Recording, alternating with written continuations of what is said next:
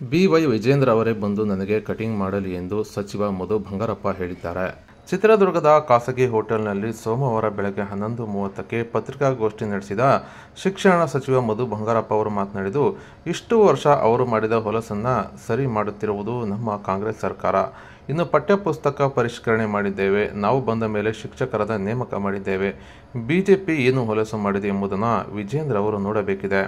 ಇನ್ನು ಮಧು ಬಂಗಾರಪ್ಪ ಅವರು ಕಟಿಂಗ್ ಮಾಡಿಸಿ ಬರಲಿ ಎಂಬ ವಿಜೇಂದ್ರ ಹೇಳಿಕೆಗೆ ಟಾಂಗ್ ಕೊಟ್ಟ ಮಧು ಬಂಗಾರಪ್ಪ ಅವರು ಮಾತನಾಡಿದ್ದು, ನಮ್ಮ ಹೇರ್ ಕಟಿಂಗ್ ಮಾಡುವವರು ಫ್ರೀ ಇಲ್ಲ. ಬೇಕಿದ್ದರೆ ವಿಜೇಂದ್ರ ಅವರೇ ಬಂದು ಕಟಿಂಗ್ ಮಾಡಲಿ ಎಂದು ಟಾಂಗ್ ಕೊಟ್ಟ ಮಧು ಬಂಗಾರಪ್ಪ ಅವರು ಚನ್ನಗಿರಿ ಠಾಣೆ ಕಲ್ಲು ತೂರಾಟ ಪ್ರಕರಣಕ್ಕೆ ಪ್ರತಿಕ್ರಿಯಿಸಿ ಮಧು ಬಂಗಾರಪ್ಪ ಅವರು ಮಾತನಾಡಿದ್ದು, ನಾವು ಏನೇ ಮಾಡಿದರೂ ಬಿಜೆಪಿಯವರು ಉಲ್ಟಾ ಮಾತನಾಡುವುದೇ ಅವರ ಕೆಲಸವಾಗಿದೆ.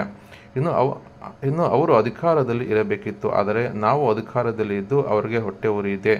ನಮ್ಮ ಸರ್ಕಾರ ಬಂದು ಒಳ್ಳೆಯ ಕೆಲಸವನ್ನು ಮಾಡಿದೆ. ಇನ್ನು ಕಾಂಗ್ರೆಸ್ ಪಕ್ಷ ಸದಾ ನ್ಯಾಯವನ್ನು ಕೊಡುವ ಕೆಲಸ ಮಾಡುತ್ತಿದೆ. ಇನ್ನು ಯಾವುದೇ ಪ್ರಕರಣ ಇದ್ದರೂ ಕೂಡ ನ್ಯಾಯ ಕೊಡುತ್ತೇವೆ. ತನಿಖೆ ನಂತರ ಉತ್ತರ ಸಿಗುತ್ತದೆ. ಇನ್ನು ಯಾರು ತಪ್ಪು ಮಾಡಿದರೂ ಶಿಕ್ಷೆ ಆಗುತ್ತದೆ ಎಂದು ಮಧು ಬಂಗಾರಪ್ಪ ಹೇಳಿದ್ದು, ತಪ್ಪಿತಸ್ಥರ ವಿರುದ್ಧ ಕಠಿಣ ಕ್ರಮ ಆಗೇ ಆಗುತ್ತದೆ ಎಂದು ಮಧು ಬಂಗಾರಪ್ಪ ಪ್ರತಿಕ್ರಿಯೆ ನೀಡಿದ್ದಾರೆ.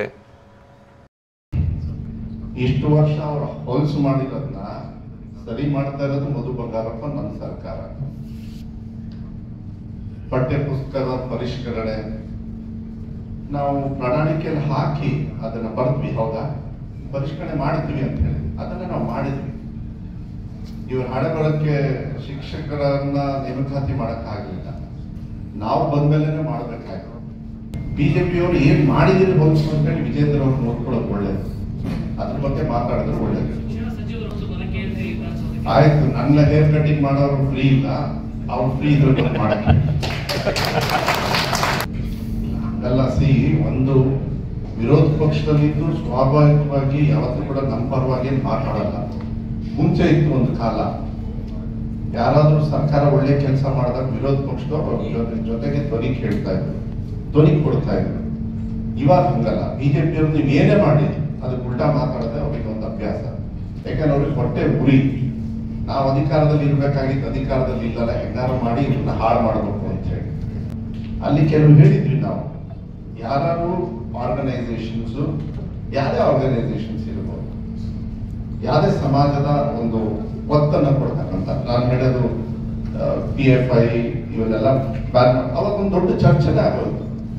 ಆದ್ರೆ ಜನರು ತೀರ್ಮಾನ ಮಾಡಿದ್ರು, ಇಲ್ಲ ಕಾಂಗ್ರೆಸ್ ಪಕ್ಷದಲ್ಲಿ ಅಧಿಕಾರ ಕೊಟ್ರೆ ನಾವು ಸುರಕ್ಷಿತವಾಗಿ ಇರ್ತೀವಿ ಅಂತ. ಇವತ್ತು ಕೂಡ ನಾನು ಹೇಳಲಿಕ್ಕೆ ಇಷ್ಟಪಡ್ತೀನಿ, ಯಾವುದೇ ಸಂದರ್ಭದಲ್ಲಿ ಯಾವುದೇ ಇಂಥ ಇನ್ಸಿಡೆಂಟ್ ಆಗಿ ಕಾಂಗ್ರೆಸ್ ಪಕ್ಷ ಯಾವತ್ತೂ ಕೂಡ ನ್ಯಾಯವನ್ನು ಕೊಡ್ತಕ್ಕಂಥ ಕೆಲಸವನ್ನು ನಾವು ಮಾಡ್ತೀವಿ. ಅದು ಚನ್ನಗಿರಿ ಇನ್ಸಿಡೆಂಟ್ ಇರ್ಬೋದು, ಹಾಸನ ಇನ್ಸಿಡೆಂಟ್ ಇರ್ಬೋದು, ಯಾವುದೇ ಇರ್ಬೋದು. ಆದ್ರೆ ಸೆಗ್ರಿಗೇಟ್ ಮಾಡಿ ಅದನ್ನು ಪೊಲಿಟಿಸೈಸ್ ಮಾಡ್ತಕ್ಕಂಥದ್ದು ನಾನಂತೂ ವೈಯಕ್ತಿಕವಾಗಿ ತಗೊಳ್ಳೋದು. ಅದಕ್ಕೆಲ್ಲ ಕಾಲ ಟೈಮ್ ಕೊಡಬೇಕಾಗ್ತದೆ. ಅದನ್ನ ಇನ್ವೆಸ್ಟಿಗೇಷನ್ ಆದಾಗ ಇನ್ವೆಸ್ಟಿಗೇಷನ್ ಏಜೆನ್ಸಿ ಅವರಿಗೆ ಟೈಮ್ ಕೊಡಬೇಕಾಗ್ತದೆ. ಅವರಿಗೆ ಆ ಫ್ರೀಡಮ್ ಕೊಟ್ಟಾಗ ಮಾಡ್ತಾರೆ. ಸರ್ಕಾರ ಹಸ್ತಕ್ಷೇಪ ಮಾಡ್ತಕ್ಕಂಥ ಪ್ರಶ್ನೆ ಬರೋದಿಲ್ಲ. Guilty will be punished. ಯಾರು ತಪ್ಪು ಮಾಡ್ತಾರೆ ಕಾನೂನಲ್ಲಿ ಅವರಿಗೆ ಆ ಪನಿಷ್ಮೆಂಟ್ ಆಗ್ತದೆ. ಆ ವಿಶ್ವಾಸವನ್ನ ಇಟ್ಕೊಳ್ಳಿ ಅಂತಕ್ಕಂಥ. ಯಾಕಂದ್ರೆ ಈ ಸರ್ಕಾರ ಸಾಮಾನ್ಯ ಜನರು ಕಷ್ಟದ ಮೇಲೆ, ವಿಶ್ವಾಸದ ಮೇಲೆ ಬಂದಿರ್ತಕ್ಕಂಥ ಸರ್ಕಾರ. ಈಗ ಕಾಂಗ್ರೆಸ್ ಪಕ್ಷದ ಏನಿದೆ, ನಾವು ಆ ವಿಶ್ವಾಸದ ಮೇಲೆ ಜನರು ಆಯ್ಕೆ ಮಾಡಿ ಕಳಿಸಿದ್ದಾರೆ. ಅದಕ್ಕೆ ವಿಶ್ವಾಸ ಇಟ್ಕೊಳ್ಳಿ. ಅದು ಮಾನ್ಯ ಸಿದ್ದರಾಮಯ್ಯ ಅವರಾಗ್ಲಿ, ಪರಮೇಶ್ವರ್ ಸಾಹೇಬರಾಗ್ಲಿ ಕಾನೂನನ್ನ ಒಳ್ಳೆ ರೀತಿಯಲ್ಲಿ ತೀರ್ಮಾನವನ್ನ ತಗೊಳ್ತಾರೆ ಅಂತಕ್ಕಂಥದ್ದು. ಕಾಲ ಟೈಮ್ ಕೊಡಿ. ಯಾರು ತಪ್ಪು ಮಾಡಿದ ಅವರ ವಿರುದ್ಧ ಕ್ರಮವನ್ನ ಸರ್ಕಾರದ ವತಿಯಿಂದ ತಗೊಳ್ತಾರೆ.